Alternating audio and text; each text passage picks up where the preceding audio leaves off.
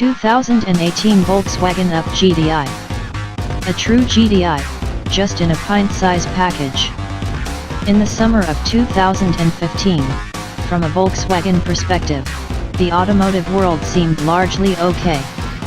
The factories were humming, and engineers were working on high-performance projects such as the Golf R400 and luxury models like the next Phaeton.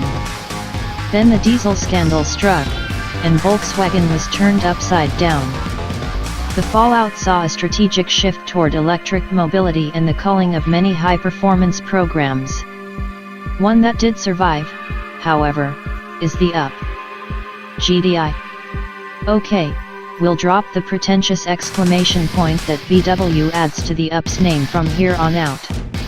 It has taken VW an unusually long time to bring the Up GTI to market. We drove a prototype back in early 2012, and we were expecting a market launch by 2014.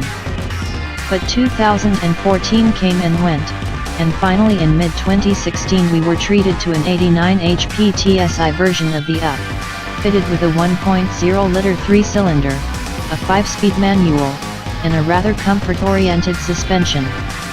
Although we appreciated that lukewarm model, it was no GTI. But now the Up GTI has finally arrived. It stands on a wider track and 17-inch wheels and wears black and red exterior accents as well as a roof spoiler, making this car about as cheeky as a mini car can get. Inside, there is the characteristic plaid GTI fabric with red stitching on sportier but still comfortable seats.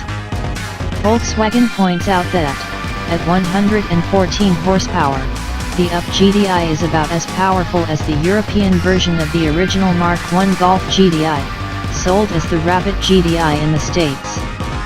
That's a good comparison, but a more recent precursor to the Up GTI was the Lupo GTI, a Phaeton and Peach favorite, which was launched in Europe in 2000.